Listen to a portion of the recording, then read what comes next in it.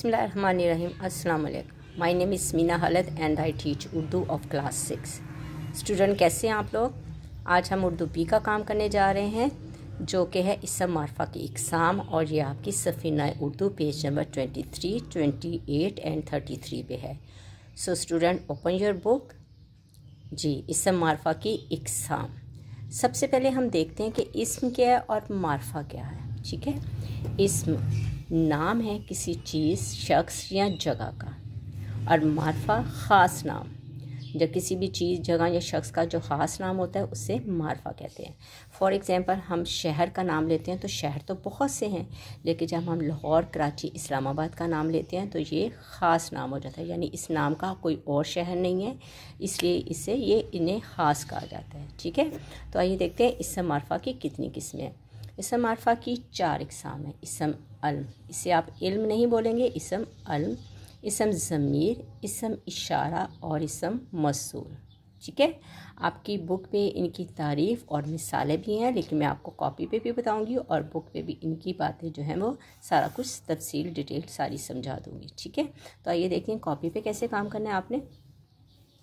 जी, आपने date and day के साथ उन्वान लिखना है. इसम मारफा की इकसाम. इसम मारफा की 4 इकसाम है.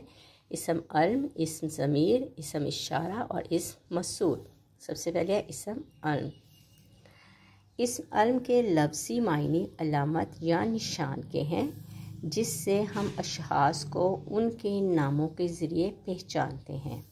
इसलिए इसम अलम सिर्फ़ उन इसमों को कहते हैं जो अशख़ास की पहचान के लिए अलामत का काम करते हैं.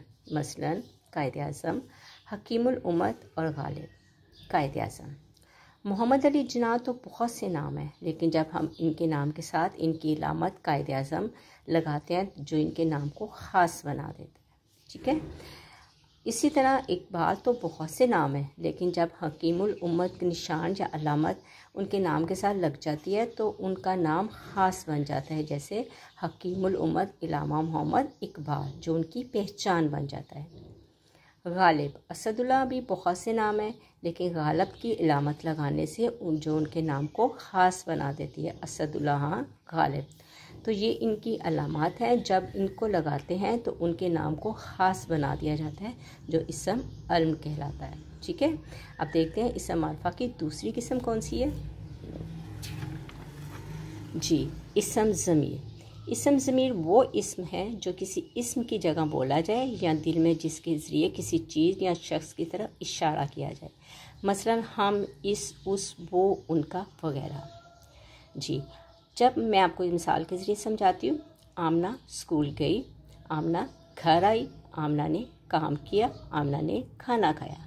हम बार बार आमना का नाम लेने की बजाय अगर हम कहें आमना स्कूल गई, वो घर आई, उसने खाना खाया, वो सो गई, उसने काम किया, तो हम जो आमना की जगह लफ्ज़ इस्तेमाल कर रहे हैं, वो, उसने, वो, तो ये जो है वो इसम ज़मीर कहलाते हैं. ठीक है, आइए बुक पे भी मैं आपको इसकी कुछ मिसालें समझाती हूँ इसम ज़मीर की. जी, ये देखिए, यहाँ पे आए पेज नंबर 28 पे. जमील बहुत नेक लड़का है, वो हमेशा अपने बुज़ुर्गों का एहतराम करता है. अब जमील तो नाम इस्तेमाल हो गया, इसम इस्तेमाल हो गया. अब वो जो है जुमले के दूसरे हिस्से में वो जो है इसम ज़मीर है जो जमील की जगह इस्तेमाल किया गया है. ठीक है, जाहिद और सलमा स्कूल गए और उन्होंने सबक पढ़ा. अब मुझे बताएं इसमें इसम ज़मीर कहाँ पे है. गुड, उन्होंने, जो जाहिद और सलमा की जगह इस्तेमाल किया गया है. ए अल्लाह तू सबका मालिक है, इसमें तू जो है वो अल्लाह के लिए इस्तेमाल हुआ है और ये इसम ज़मीर है. ठीक है, यानी हम नाम की जगह जो जुमले के दूसरे हिस्से में जो हम नाम की जगह लफ्ज़ इस्तेमाल करते हैं, तो ये, वो, उस, वो इसम ज़मीर कहलाते हैं. स्टूडेंट, आपको इसम ज़मीर की समझ आ गई. अब हम इसम मारफा की तीसरी किस्म देखते हैं. इसम इशारा. इसम इशारा वो इसम है जिससे किसी शख्स या चीज़ की तरफ इशारा करने के लिए इस्तेमाल किया जाए. मसलन वो लड़का, ये औरत. इन मिसालों में वो और ये इसम इशारा हैं. ठीक है, हम दूर के लिए जब इशारा करने के लिए जो लफ्ज़ इस्तेमाल करते हैं वो है, और नज़दीक के लिए इशारा करने के लिए इस्तेमाल करते हैं ये। ठीक है, अब इसकी भी बुक पे मैं आपको एग्जांपल्स के ज़रिए समझाती हूँ। आइए बुक पे देखते हैं। ये भी आपके पेज नंबर 33 पे है। आपने 33 पेज ओपन करना है और उस पर देखना है इसम इशारा। ठीक है, ये देखिए इसम इशारा की मिसालें दी हुई हैं यहाँ पे। अब आप देखें, इसम इशारा करीबी लिखा हुआ है, इसम इशारा बैद। इसम इशारा करीब का मतलब है करीब की चीज़ों की तरफ इशारा करना, और इसम इशारा बैद है दूर की चीज़ों के लिए इशारे के लिए इस्तेमाल करना। ठीक है, ये देखें वो, उस, उन, ये दूर के लिए इस्तेमाल हुआ है, और नज़दीक के लिए हम ये, इस, उन, ये जो लफ्ज़ इस्तेमाल करेंगे वो नज़दीक के लिए चीज़ों के लिए इस्तेमाल होंगे और उनकी तरफ इशारा किया जाएगा। ठीक है, अब देखते हैं इसम मौसूल यानी इसम मारफा की चौथी किस्म। जी आइए देखते हैं कॉपी वर्क क्या है इसका। इसम मौसूल। इसम मौसूल वो इसम है कि जब तक इसके बाद कोई और जुमला ना लगाया जाए पूरे मायने नहीं देता। मसलन जो कुछ, जिसने। अब हम किसी को कहेंगे जो, तो उसको कुछ समझ नहीं आएगी कि क्या है। इसी तरह जो कुछ कहेंगे, जिसने कहेंगे, किसी को कुछ समझ नहीं आती कि ये क्या लफ्ज़ है जब तक इनके साथ जुमला नहीं लगाया जाता। तो ठीक है, आइए बुक पे देखते हैं इसकी क्या जुमलों में मिसालें हैं।